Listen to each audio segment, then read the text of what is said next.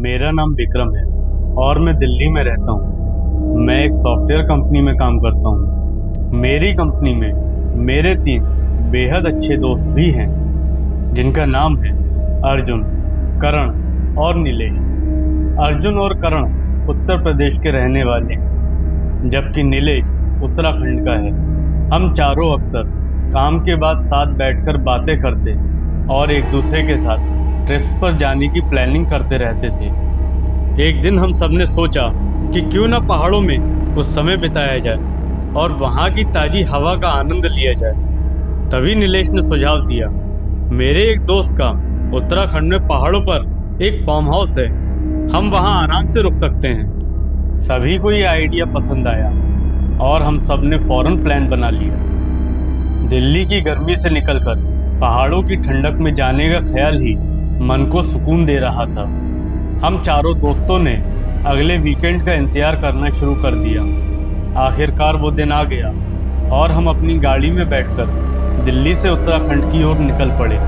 रास्ते भर हंसी मजाक चलता रहा। पहाड़ों की ठंडी हवा और हरे भरे जंगलों ने हमारा स्वागत किया।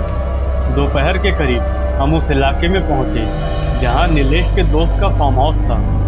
फार्म हाउस पहाड़ के किनारे एक सुनसान जगह पर स्थित था। चारों ओर घने पेड़ और ऊंचे पहाड़ थे। जगह एकदम शांत और सुनसान थी, मानो वहां बहुत समय से कोई नहीं आया हो। जैसे ही हम फार्म हाउस पहुंचे, नीलेश ने कहा, यह जगह बहुत पुरानी है।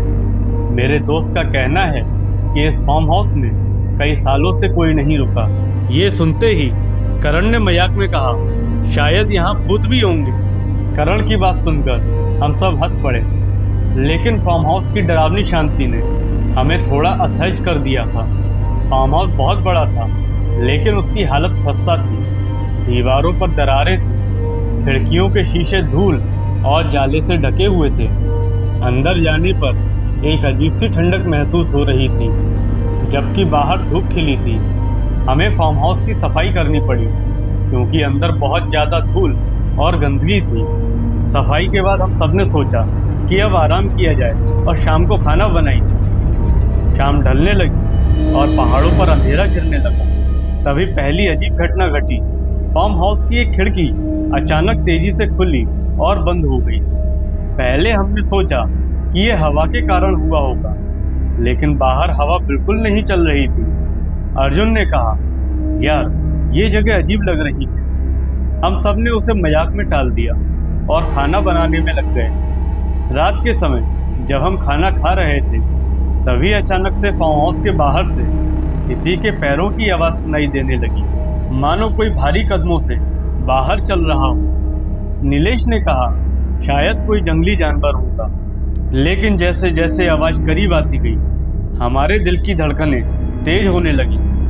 करण ने खिड़की से झांककर बाहर देखा, लेकिन वहां कोई नहीं था। आवाज अचानक बंद हो गई।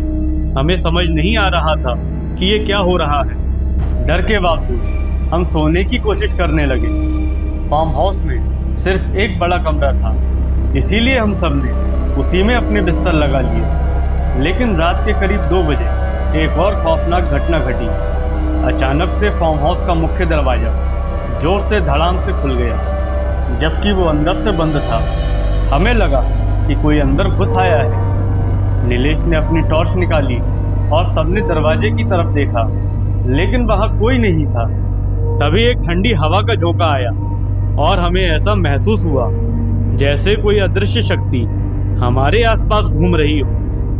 हम सबके चेहरे पर पसीना साफ दिखाई दे रहा था, हालांकि बाहर की ठंडक बढ़ चुकी थी। अर्जुन ने डरते हुए कहा, यहाँ कुछ गड़बड़ है, हमें यहाँ से निकल जाना चाहिए।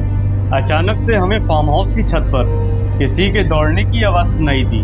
पहले तो हम सब बिल्कुल जम गए, फिर हिम्मत करके छत की तरफ भागे। हमने छत पर जाकर देखा तो छत पर कोई भी नहीं था, लेकिन वो आवाज़ अब हमारे पीछे से आ रही थी। इस बार हम सबके रोंगटे खड़े हो गए। हम सब फार्म हाउस से बाहर भागने की तैयारी करने लगे। तभी नीलेश की टॉर्च खुद ब खुद बंद हो गई। अब हम सब एक जगह खड़े थे, बिल्कुल हिलने की हिम्मत नहीं हो रही थी। तभी अचानक से एक जोरदार चीख हमारे कानों में गूंजी। मानो कोई दर्द में चिल्ला रहा हो। वो आवाज इतनी भयानक थी कि हम सब के पैरों तले जमीन खिसक गई। हम अब समझ चुके थे कि इस फार्म हाउस में कोई अदृश्य शक्ति मौजूद है। करण ने कहा, हमें इस जगह से तुरंत निकलना होगा, वरना कुछ बुरा हो सकता है। हमने जितनी जल्दी हो सके अपना सामान समेटा और बाहर की ओर भागे। लेकिन जैसे ही हम फार्म हाउस से बाहर निकले, हमें एक परछाई दिखाई दी जो खेतों के पास खड़ी थी। वो परछाई एक औरत की थी जो सफेद साड़ी में लिपटी हुई थी। उसकी आंखें लाल थीं और वो हमारी तरफ देख रही थी। उस डरावनी छवि ने हमारे शरीर को जकड़ लिया और हम सब कुछ पल के लिए हिल भी नहीं पाए। नीलेश ने हिम्मत करके कहा, भागो, और हम सब अपनी पूरी ताकत से दौड़ पड़े। किसी तरह हम अपनी गाड़ी तक पहुंचे और तुरंत फार्म हाउस से निकल गए।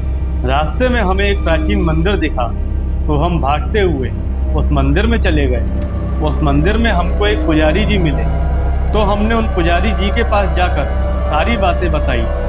पुजारी जी ने कहा, ये फार्म हाउस एक शापित जगह है। यहाँ पहले एक औरत की हत्या की गई थी और उसकी आत्मा अब भी इस जगह पर भटकती रहती है।